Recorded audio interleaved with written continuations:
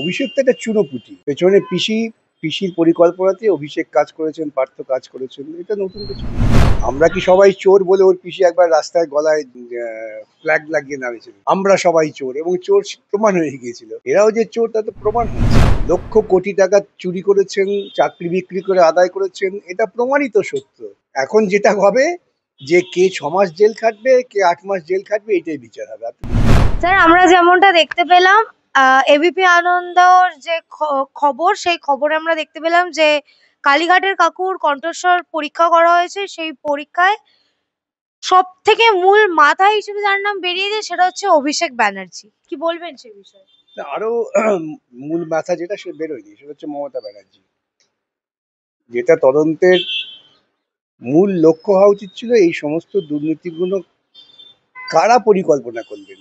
অভিষেক তো একটা চুনোপুঁটি। পেছনে পিসির পরিকল্পনাতে অভিষেক কাজ করেছেন, পার্থ কাজ করেছেন, এটা নতুন কিছু নেই। কিন্তু স্যার, সেই জায়গায় দাঁড়িয়ে অভিষেকের যিনি আইনজীবী, তিনি স্টেটমেন্ট দিলেন যে ওনার মক্কেলকে নাকি বিভ্রান্ত করা হচ্ছে। ওর আইনজীবী তো প্রকৃতপক্ষে স্বীকার করে নিলেন যে অপরাধীটা হচ্ছেন ওর মক্কেল অভিষেক ব্যানার্জি। এ তো স্বীকারোক্তি বলে একে।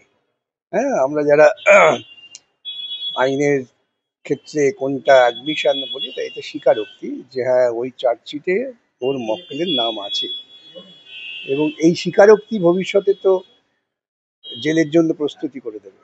কিন্তু স্যার, আপনি যেমন বলেন স্বীকারোক্তি, সেটা শুধু একা অভিষেকের আইনজীবী করেছে সেটা না, অভিষেক ব্যানার্জি নিজে আজকে স্টেটমেন্ট দিয়েছেন যে 28 পাতার চার্জশিটে 2 জায়গায় আমার নাম আছে। কালকে খবরে দেখানো হয়েছে অভিষেক বন্দ্যোপাধ্যায়ের বিরুদ্ধে ইডি চার্জশিট দিয়েছে, সিবিআই চার্জশিট দিয়েছে। 28 পাতার চার্জশিট, 2 জায়গায় খালি আমার নামটা লিখেছে। তাও অভিষেক বন্দ্যোপাধ্যায় কে, বাড়ি কোথায়, সাংসদ না বিধায়ক না পঞ্চায়েত প্রধান, কোথায় থাকে, কার ছেলে, কোনো পরিচয় নেই। বিজেপি নেতারা যেমন ভাববাচ্ছে কথা বলতো, ইডি সিবিআই এখন ভাববাচ্ছে কথা বলছে। সেই জন্যই তো স্বীকার করে নিয়েছেন যে উনি কত বড় অপরাধী, এবং অস্বীকার করেছেন বলেই তো আমরা আগে দেখতাম যে কথায় কথায় সুপ্রিম কোর্ট যাচ্ছেন সকাল বিকেল। যেভাবে অভিষেক ব্যানার্জি এবং ওর দল তদন্ত ঠেকাবার জন্য সুপ্রিম কোর্টে গিয়েছে, মনে হচ্ছে না 4টা তাদের ফ্লাইট আছে, যখন খুশি দুম দিয়ে উড়ে যাচ্ছে, গিয়ে এত মামলা করছে, কত কোটি টাকা খরচা করেছে। কিন্তু স্যার, অন্যদিকে তিনি আজকে বললেন যে যেমন একদিকে তিনি বলছেন যে দুটো পেজে আমার নাম আছে, সেরকম অন্যদিকে বলছেন সেই অভিষেক ব্যানার্জি যে আমি, তার কোনো প্রমাণ নেই।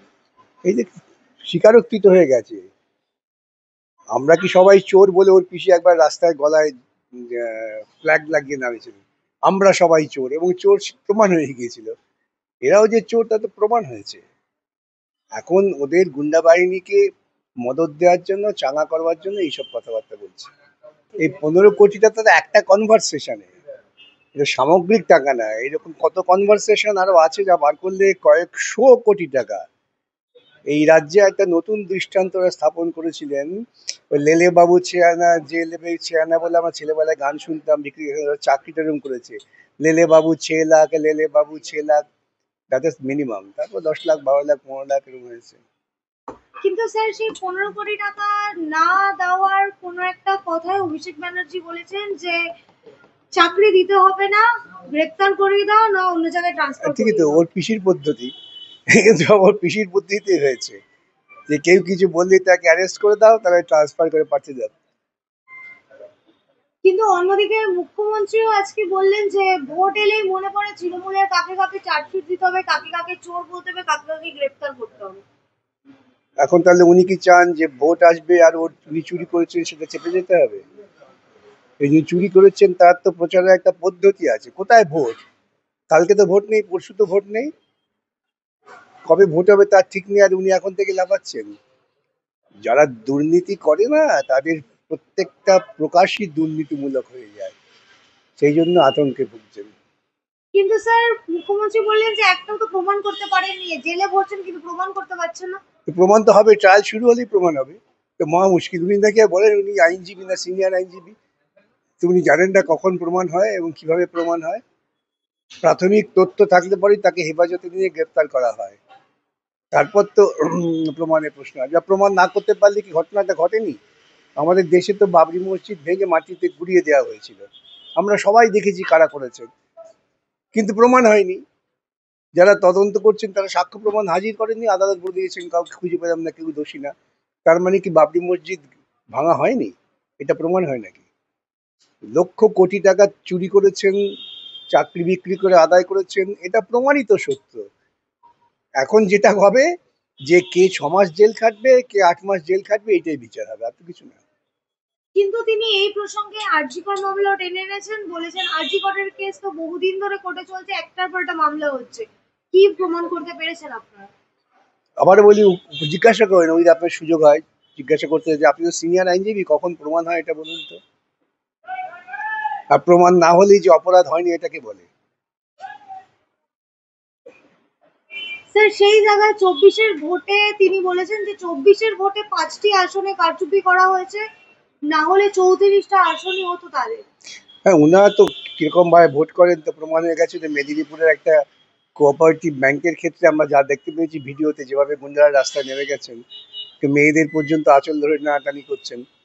এখন সময় এসেছে, যারা ভোটার, ভোট দিতে চান, প্রজাতন্ত্রকে রক্ষা করতে চান, তারা লাঠি হাতে নিয়ে যূথবদ্ধ হয়ে তৃণমূলী গুন্ডাদের বিরুদ্ধে রাস্তায় নামুন, দেখবেন শান্তিপূর্ণ ভোট হচ্ছে এবং আসল ফল কি তখন বেরিয়ে যাবে। তিনি বলেছেন যে ইলেকশন যত এগিয়ে আসবে এজেন্সি তৎপরতা তত বাড়বে। তার মানে উনি চান এজেন্সি তৎপর যেন না হন নির্বাচন হয়ে বলে। 2026-এ নির্বাচন হবে, 2010 থেকে এজেন্সিকে ঘুমিয়ে থাকতে হবে, কেন? নির্বাচন তো আসবেই, অতএব নির্বাচন হলে পরে এজেন্সি কোনো কাজ করতে হবে না। একবারও তো উনি বলছেন না যে আমি চাকরি বিক্রি করিনি, এই কথাটা একবার শুনেছেন মুখ্যমন্ত্রীর মুখ থেকে, যে না আমার রাজ্যে চাকরি বিক্রি হয়নি? তিনি বলেছেন যে খবরে যা দেখে সেটা নাকি 100%ই ফেক। হ্যাঁ, ঠিকই তো। উনি যা বলেন তা 100% ফেক, সেই জন্যই উনি এই কথাটা বলে ফেলেছেন। কিন্তু স্যার বারংবার এই চার্জশিটে অভিষেক ব্যানার্জির নামকে ঘিরে এত জলঘোলা হচ্ছে।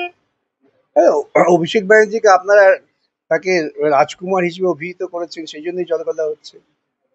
কারণ ছেলে শেখানো হয়তো রাজা চুরি করতে পারে না, এখন রাজা চুরি করে ফেলেছে, সেই জন্যই জলঘোলা হচ্ছে। যারা ওদের পারিষদ, যারা ওর কথায় নেতৃত্ব নিয়ে গুন্ডামি টুন্ডামি করেন, তারা ঘাবড়ে গেছে, তাই এত হচ্ছে। কিন্তু অভিষেক ব্যানার্জি নিজেও তো প্রশ্ন তুলছেন যে ওই অভিষেক ব্যানার্জি যে আমি এর কোন প্রমাণ আছে তার সেখানে কোনো ডেজিগনেশন লেখা তাহলে নেই। উনি কি করে জানলেন যে 3 জায়গায় অভিষেক ব্যানার্জি আমার নাম আছে? আমার নাম আছে, আমার নাম আছে তো উনি বলেছেন। এ তো অ ক খ যারা পড়ে তারা বুঝে যায়। ছেলেবেলা থেকে তো আমাদের শেখানো হয়, ঠাকুর ঘরে কে রে মা, আমি কিন্তু কলা খাইনি, সেই রকম আর কি। কিন্তু স্যার আমরা যেমনটা দেখেছিলাম পার্থ চ্যাটার্জির আগে প্রাক্তন শিক্ষামন্ত্রী লেখা বা পার্থ চ্যাটার্জি শিক্ষামন্ত্রী, তাই প্রাক্তন লেখা হয়েছে। তারপর ওই কি সুজয় কৃষ্ণ, সে দাবি করেছে আমি সিইও নাকি এমইও, এমইও নে এবিও, তাই তাই বলা হয়েছে। এখন অভিষেক তো কোথায় বলেনি, সে তো বলছে আমি কেউ, আমার কিছু না। এবং চার্জশিটে ওইভাবে বলা হয় ওয়ান সাচ অ্যান্ড সাচ, এর মধ্যে কোনো বিশেষত্ব কিছু নেই, আহামরি কিছু নেই।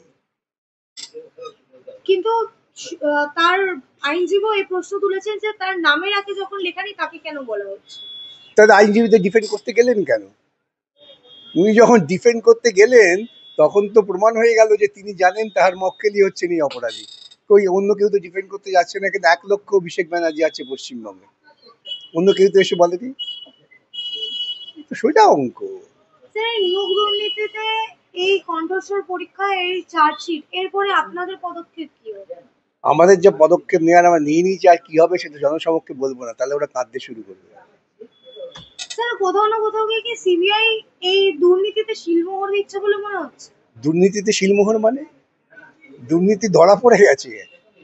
এখন প্রশ্ন হচ্ছে 7 বছর জেল খাটবে না 4 বছর জেল খাটবে, এটাই বিষয়, যা কিছু কাটে কাটে ওরা ভালো জানেন। একে অপরের গলা কাটছেন চারিদিকে। এখন তিনি ভাবছেন যদি ওর গলা কাটা হয়, তাই গলা কাটার সময় লোকে যখন মৃত্যুর সময় তো সবসময় মা মা বলে ডাকে, তো সেই জন্য মমতা মমতা বলবেন, এতে আশ্চর্য আর কি আছে। তা অভিষেক ব্যানার্জি এটাও বলেছে 7,10,000 ভোটে জেতার পরও 3 মাস ঘুমাতে পারেনি, সেবাশ্রয় দিয়ে গেছে। ঘুমাতে পারিনি কেন ভাবছে, আতঙ্ক, যে যেভাবে ভোটে জিতলাম চুরি করে, যদি হঠাৎ কেউ এটা বিস্ফোরণ ঘটিয়ে দেয়, সেই ভয় ঘুমাতে পারেননি। যেমন ওর পিসি ঘুমাতে পারেনি তিলোত্তমাকে মার্ডার করার পর।